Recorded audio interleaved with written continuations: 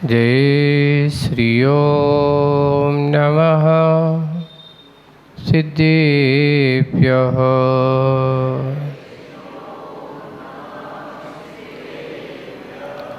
नमो अरिहन्ताणम्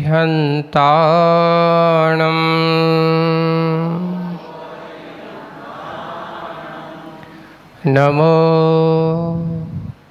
सिद्धाणम्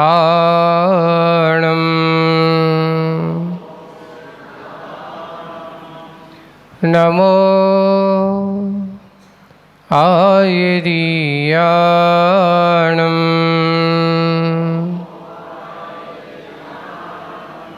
नमो वज्झायाणम्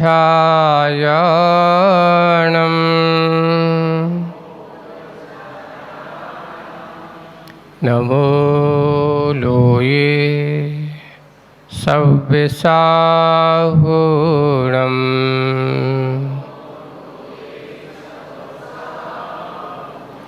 बोलिए पंच परमेष्टि भगवंतों की, शासन नायक भगवान महावीर स्वामी की, मूल नायक देवादिदेव 1008 श्री शंभुनाथ भगवान की, परम पूज्य आचार्य गुरुवर श्री विद्यासागर जी महाराज की, परम पूज्य आचार्य श्री समय सागर जी महाराज की, अहिंसा परमो धर्म की, मुनि श्री अजित सागर जी महाराज की जय। समस्त मुनि संघ की जय।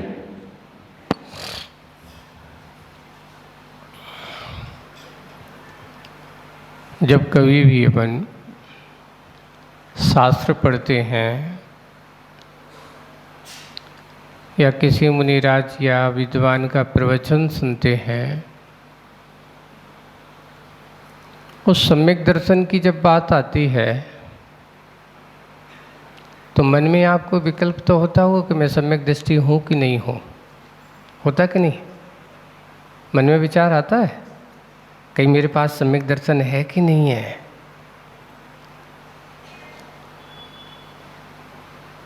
ऐसा मन में अगर विचार है कहीं मैं मिथ्या दृष्टि तो नहीं हूँ, मैं सम्यक दृष्टि हूँ कि नहीं हूँ,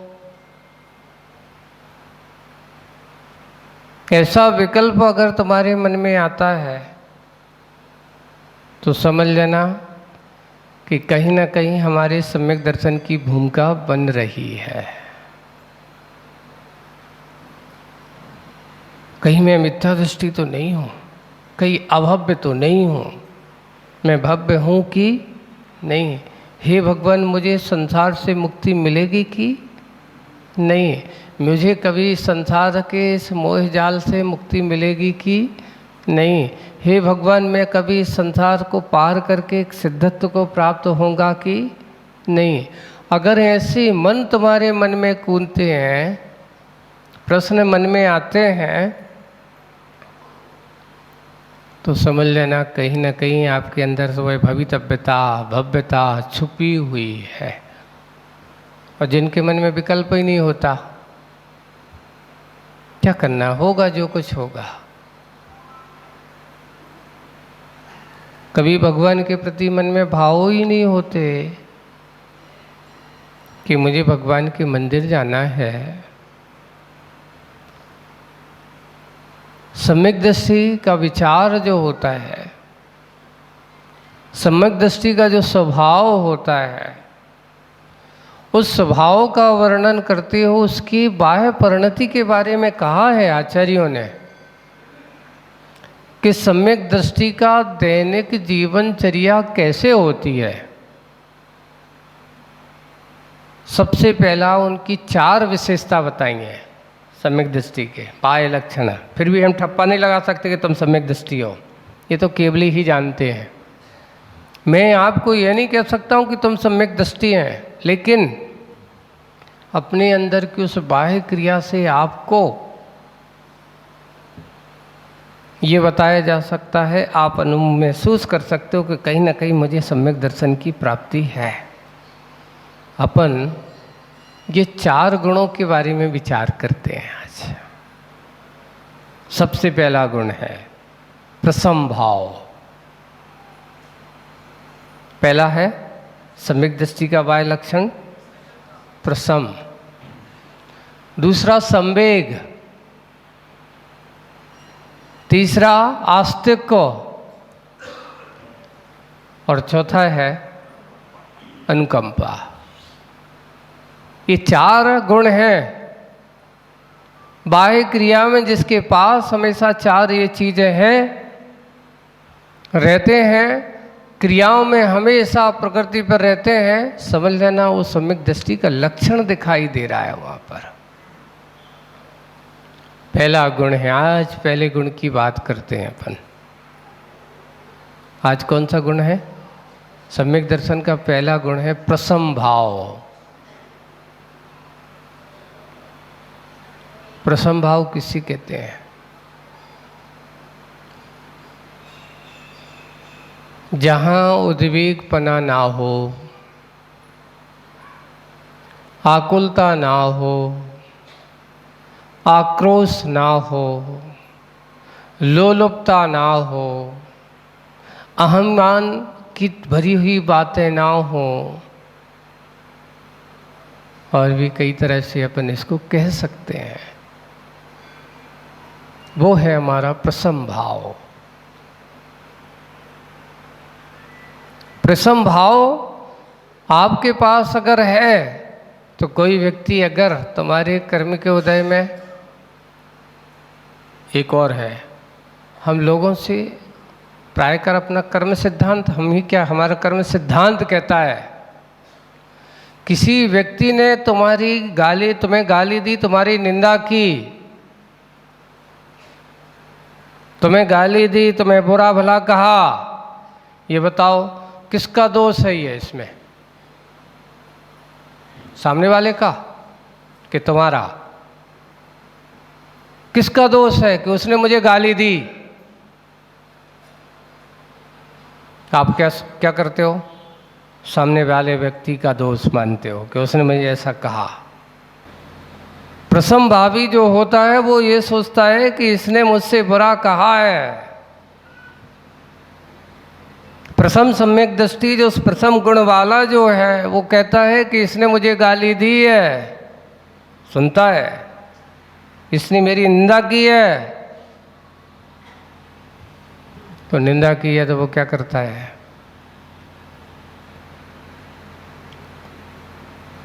वह है उसके ऊपर टूटता है कि इसने मुझे अज्ञानी, जिसके अंदर मिथ्या दृष्टि कहता है तुमने मेरे लिए गाली दी, मैं देख लूंगा।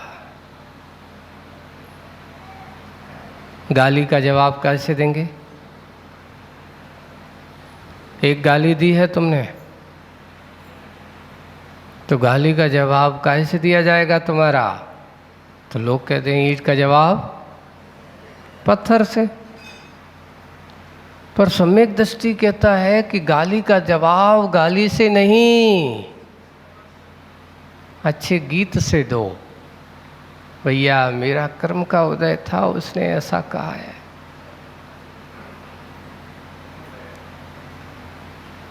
आज जितनी भी लड़ाई झगड़ा होते हैं, कभी अपनी गलती को महसूस करते हो? अपन नहीं करते। अपने कर्म के उदय पर भरोसा है कि नहीं तुम्हें? है। अपने कर्म सिद्धांत पर जिसे भरोसा होता है, प्रसम सम्यक दृष्टि कभी दूसरों पर आरोपित नहीं होता। वो कहता है कि मेरे कर्म का उदय था कि आज मेरे सामने ऐसी परिस्थिति आई है, उसने मुझे ऐसा कहा है। ये हमारा अपना कर्म है, ये हमारी पुरानी फसल है जो आठ कट कर के सामने आई है। ये चिंतन करता है सम्यक दृष्टि। वो कभी भी सम्यक दृष्टि अपनी निंदा के समय, अपनी बुराई के समय उसका जवाब देने का तरीका क्या होता है? वो सोचता है कि कहीं मेरे पास ऐसी कमी है, मेरे पास ऐसी कमजोरी है जो आज लोगों ने मुझे कहा। झांको, आज हम क्या होता है, कोई व्यक्ति हमें थोड़ा सा भी बुरा कहता है, हम इतना बुरा मान जाते, इतना बुरा मान जाए कि दुनिया में अगर कोई मेरा सबसे बड़ा शत्रु अगर है कोई, तो कौन है? वो है। लेकिन विचार किया, सबसे बड़ा शत्रु कौन है तुम्हारा? विचार करो, तुम्हारा सबसे बड़ा शत्रु कौन? जिसने गाली दी वो, कि जिसके कारण से तुम्हें गाली मिली वो? कौन शत्रु है? जिसने तुम्हें गाली दी वो शत्रु है, कि जिससे तुम्हें गाली मिली वो शत्रु है? कर्म का चिंतन करने वाला निरंतर प्रथम संवेग भाव को धारण कर सकता है। सम्यक दृष्टि की भूमिका बनाना है, हंसी खेल नहीं है। कह दिया हमने तो मंदिर हुआ है, हमें तो सम्यक दर्शन पक्को है। मंदिर की व्याख्या, जहां तुम्हारा मन बाहर से भीतर की ओर आ जाए सो उसका नाम है मंदिर। विषय कसायों से, पाप की क्रिया से मुड़ करके पुण्य की क्रिया में जिस स्थान पर लग जाए उसका नाम है मंदिर। अब आपने मंदिर तो बनाया है, पर हमारे मन में मंदिर आया कि नहीं आया? कहीं हम मंदिर में बैठ करके भी कहीं बाहर की क्रियाओं में लगे हैं कि भीतर की क्रियाओं में लगे हैं? सोच लेना, मंदिर में बैठ करके भी हम मंदिर के हो पाए कि नहीं? मंदिर जैसे गुण पाए प्राप्त कर पाए कि नहीं? भगवान सामने साक्षात बैठे हों फिर भी लोग अपना कल्याण नहीं कर पाते। पूज्य आचार्य भगवान से एक बार बहुत अच्छा, देखिए समय समय पर याद गुरु जी का संस्मरण है। एक बार कक्षा के दौरान आचार्य श्री कहते हैं, यहाँ बैठे हम सब ये मत सोचो कि मैंने भगवान के समुचरण में नहीं गया हूँ, मैंने साक्षात भगवान अरहंत भगवान के सामने नहीं चला हूँ, उनके दर्शन नहीं किए हों। ऐसा नहीं है, हो सकता है हम भी चौथे काल में ऐसे रहे होंगे, मनुष्य बने होंगे, साक्षात भगवान के समुचरण के दर्शन किए होंगे।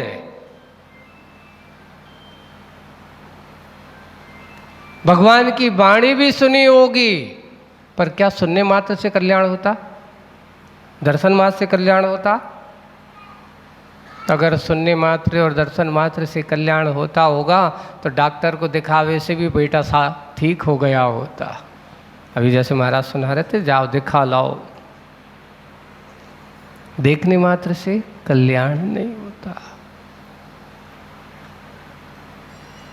ऐसे ही आप लोगों से भी यही कहा जाए कि जैसे भगवान को देखे मात्र से तुम्हारा कल्याण हो जाता है, तो एक काम करो, रोज भोजन भी देख लिया करे, तुम्हारी भूख शांत हो जाएगी। होती? उसके लिए क्या करते हो बताओ? देखने के बाद पुरुषार्थ करते हो, एक एक ग्रास बड़े अच्छे चाव से खाते हो, लगाव के साथ लगा लगा कर, जो मनपसंद चीज़ है उसमें लगा लगा करके खाते हो, तब आपकी क्या होती है? भूख मिटती है। वैसे ही भगवान के देख करके अच्छे अच्छे गुणों का चिंतन करने से, उन गुणों का गुणगान करने से, उन गुणों को अपने अंदर प्रकट करने से, उन गुणों को पाने से, उसका स्वाद ऐसा करने से, तब ही आपका कल्याण होता है। जैसे भोजन को करते समय अच्छी रुचि के अनुसार जैसा भोजन करते हो तो आपको किसकी तृप्ति का अनुभव होता है? भूख शांत होती है। वैसे ही कर्म रूपी इन जंजालों से बचना है तो प्रसम भाव के साथ होना चाहिए। सबसे पहले सोचिए कि इसने मुझे गाली बुरा कहा है ना, तो इसने क्यों कहा? क्यों कहा? विचार करते हो? अरे उसने कहा है, अब उसकी गलती थी इसलिए हमने उसके, अब जवाब देना है, जवाब दो।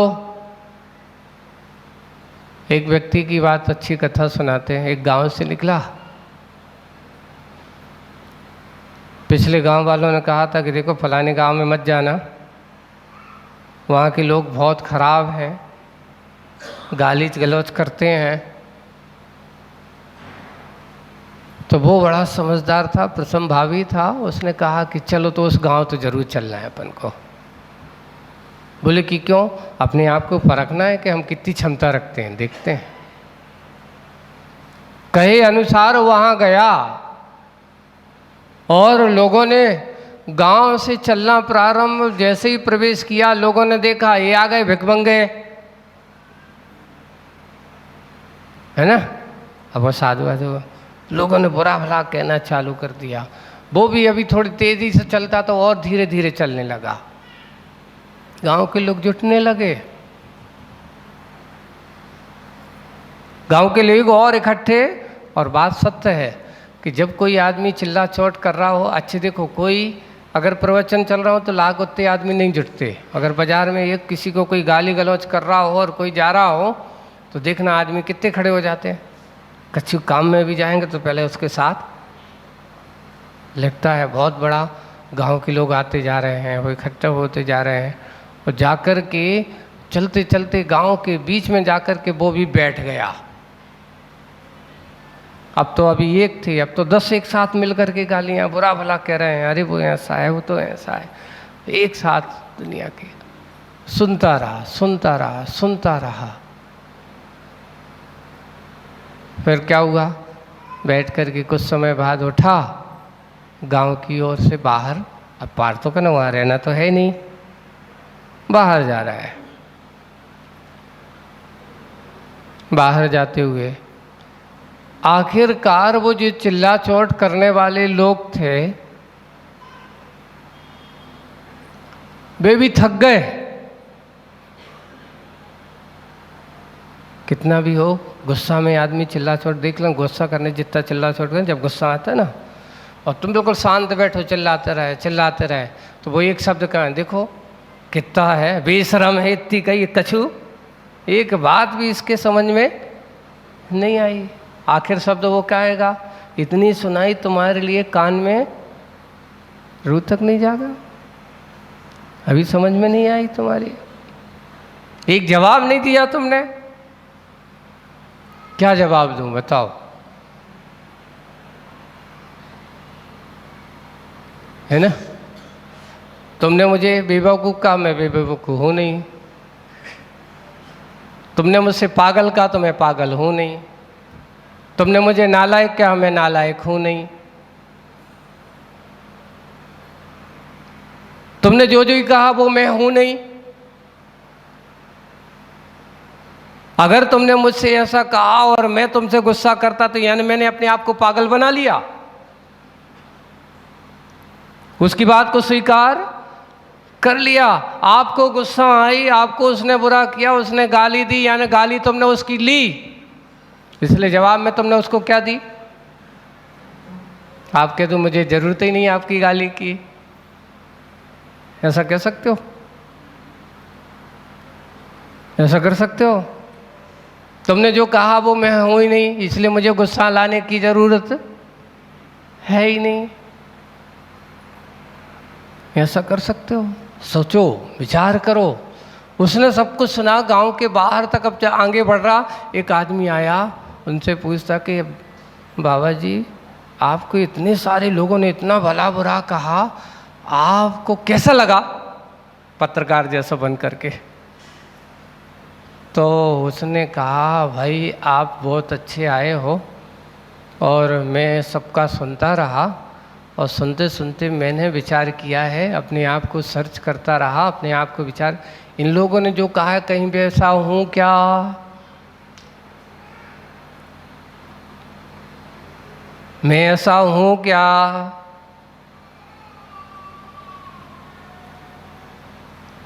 निर्णय किया कि मैं तो ऐसा हूँ ही नहीं, इसलिए बुरा मानने की कोई ज़रूरत है ही नहीं, इसलिए इनने जो कहा मुझे बुरा लगने वाली कोई बात ही नहीं, इसलिए मैंने कोई जवाब दिया ही नहीं।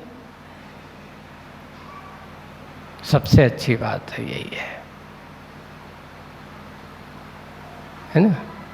आचार्य श्री भगवान का एक ही बात में जो कह रहा था कि आचार्य श्री हमेशा एक ही बात को हमेशा बार बार कहते थे कि देखो हमेशा क्या बनना चाहिए, हमेशा हंस के स्वभाव वाला ज्ञानी होता है। हंस क्या करता है बताओ, वो हमेशा एक ही काम करता है, गंदगी में से सुगंधी को ग्रहण करने का काम करता है। असार को नहीं, सार को ग्रहण करना है। संसार में अगर तुमने सार को ग्रहण किया तो समझ लेना तुम्हारा प्रथम भाव बन गया, और तुमने असार को ग्रहण किया जो ग्रहण करने लायक नहीं था उसको पकड़ करके बैठ गए, तो अब क्या मिलेगा? कुछ मिलने वाला नहीं है।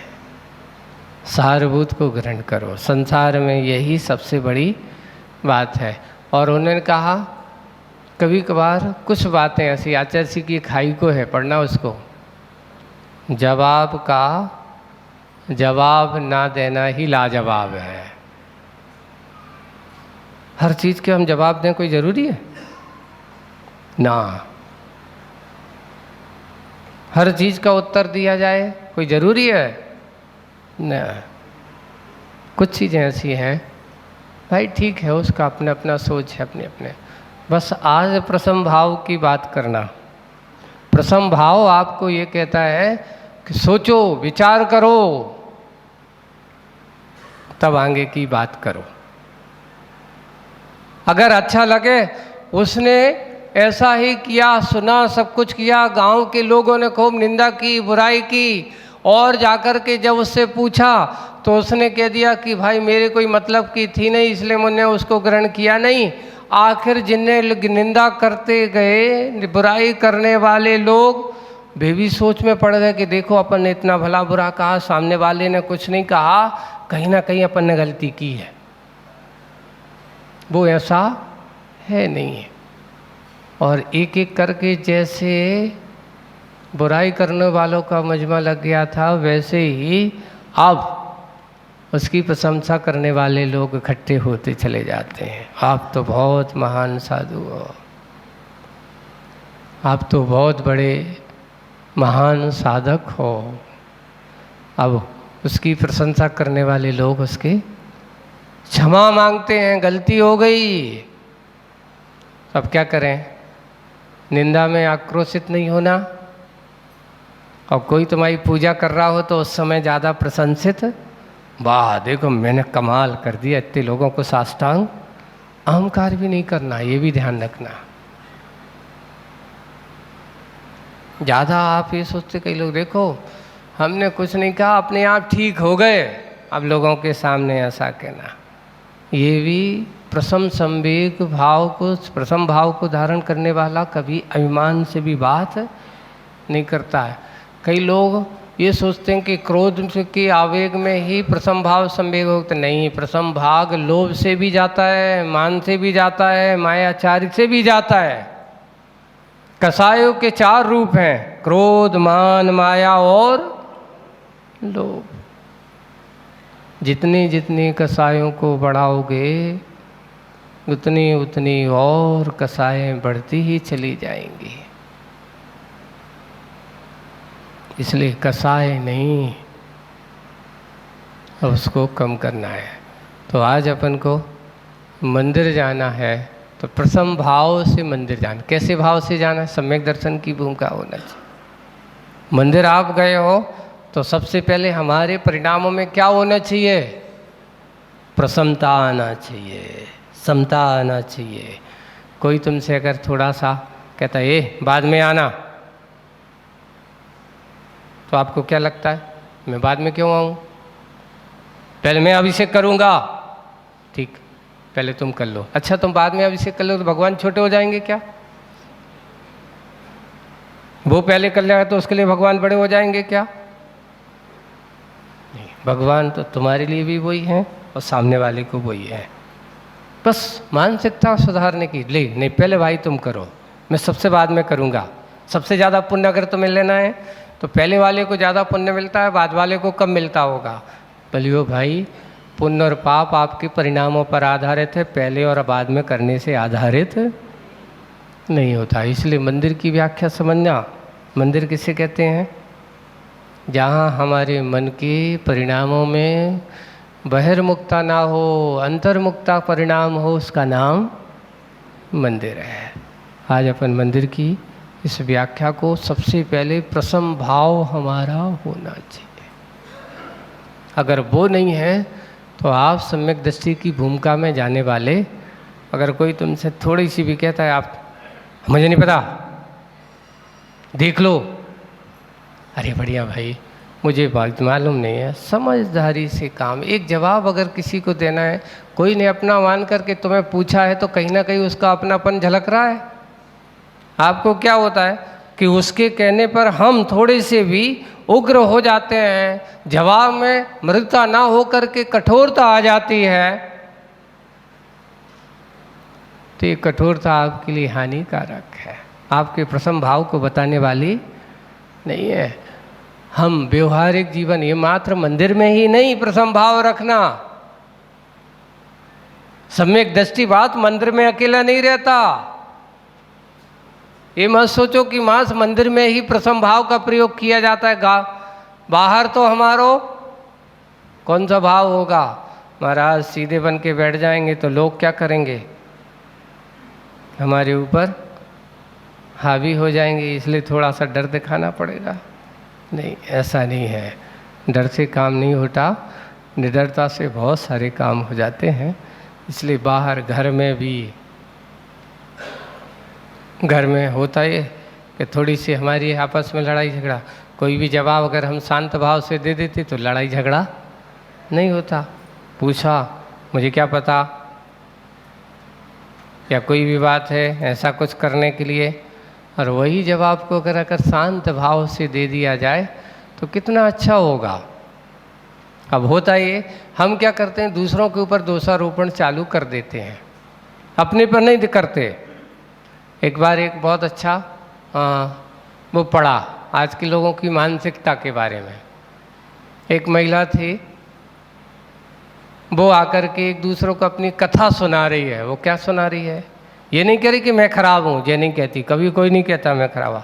यही तो सबसे बड़ी बात है कि सम्यक दृष्टि अपनी निंदा करता है और मिथ्या दृष्टि दूसरों की निंदा करता है ना। आत्मनिंदा, अपने की कमजोरी को कहना, ये सम्यक दृष्टि का लक्षण है। हुआ ये कि वो महिला कहती है कि क्या करें, हमारी तो कर्म ही फूटे हैं।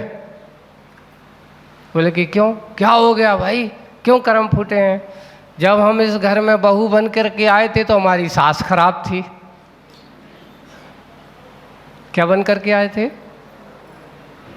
तो मेरी क्या थी, सासुबाई खराब थी। अब वो चली गई, अब हुआ ये कि जब से मैं सास बनी हूं तब से मेरी ये बहू बहुत खराब है, मेरी सुनते ही नहीं है। हमने तो अपने जीवन में सुख कहीं देखा ही नहीं है। अब ये नहीं सोचती है, विचार करो कौन खराब था। कभी तुमने अपनी बहू की अच्छाई देखी, कभी तुमने अपनी बहू की प्रशंसा की, नहीं, यही देखते थे, ये ऐसी करती है, ये काम करती है। हमेशा बुराई देखोगे तो हर चीज आदमियों को बुराई ही दिखेगा। एक बार किसी की अच्छाई की प्रशंसा करके देखो, देखो वो तुम्हारी सेवा नहीं करता है कैसे, नहीं, अरे तुम्हारे चरणों में बैठ, आप जैसा तो दुनिया में कोई है ही नहीं है। अच्छेपन को झांकने, गलती किससे नहीं होती, होती है, सबसे होती है, पर उस गलती को अगर एहसास करने वाला जो होता है, सुधारने वाला होता है, समझदार होता है, तो वह समझदार माना जाता है। हम बार बार दोषारोपण, यही गीत गा रहे हैं, हम तो क्या करें, हमारे तो कर्म फूटे हैं, हमारी जिंदगी ऐसे ही है, रोने धोने में निकल जाएगी। तो रोने धोना तो तुम्हारे हाथ में था, क्यों रो रहे हो। आप चाहो तो अच्छे हंस करके जी सकते हो, किसी को पकड़ के क्यों बैठते कि यही मेरी सासों ही सब कुछ करता धरता है। आप जितना करने का कर्तव्य है उतना कर्तव्य करते चले जाओ। कभी किसी का अपमान करने उनको, अब यहाँ तुम उनके सामने तो मौन रहो और घर में आकर के मंदिर में लगे सासू बाई की निंदा पुराण सुनाने, वो यहाँ सी करती, वो यहाँ सी करती, वो यहाँ सी करती, तो वो भी सासू भी बाई भी देखती होगी, देखो जा कौन से का कह रही हैं। यानी एक दूसरे को संशय भरी दृष्टि से देखोगे तो हमेशा अशांति ही होगी। संशय भरी दृष्टि सम्यक दृष्टि की नहीं होती। हमेशा दूसरे को संशय के भाव से देखते क्यों हो? हम अच्छे से समाधान के समता के भाव से देखने की कोशिश करें।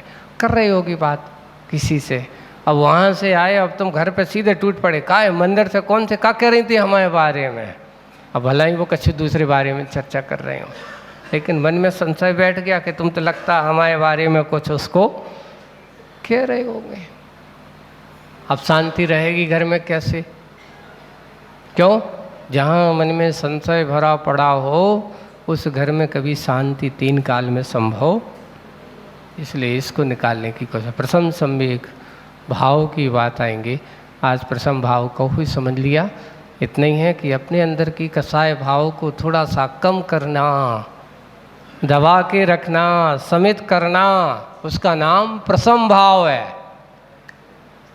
हम अपने आप को सम्यक दृष्टि जानना चाहते, बनाना चाहते, तो सबसे पहले प्रथम भाव कसाय भावों को थोड़ा सा कम करने की कोशिश करो। थोड़ा सा नहीं, पूरा कम करो। कसाय अच्छी नहीं है। लोग उसमें नहीं थे, एक कसाय शब्द की व्याख्या अपन जब पढ़ते हैं तो बहुत सारी अच्छी आगम में मिलती हैं। जो कष्ट कारक हो, पीड़ा कारक हो, जो आत्मा को दुख दे, सो उसका नाम कसाय। करने वाले को दुख मिलता है, कसाय दूसरों को ऊपर आरोपित गुस्सा करने को दुख नहीं होता। सामने वाला अगर सोचे तुम चित्ता है तो चिल्लाओ, हमें कुछ लेना देना नहीं है, जितना करना है सो चिल्लाते रहो। किसको बंद हो रहा है? कर्म का बंद। सुनने वाले को कि सुनाने वाले को? सामने वाला सुन ही नहीं रहा है, कोई मतलब नहीं, मेरा है ही नहीं कुछ भी, तो उसको कर्म का बंध नहीं हो रहा है। कर्म का बंध उसको हो रहा है। इसलिए हम कर्म का बंध से बचें। इतना ही आज की बात को अपन समझें कि कसायों से बचने का प्रयास करने वाला वास्तविक रूप से सही सम्यक दृष्टि की भूमिका तैयार कर सकता है। बोलिए परम पूज्य आचार्य गुरुवर श्री विद्यासागर जी महाराज। जा वाणी के ज्ञान ते सुजय लोकालो, सो वाणी मस्तक नमो सदा देत होंडो।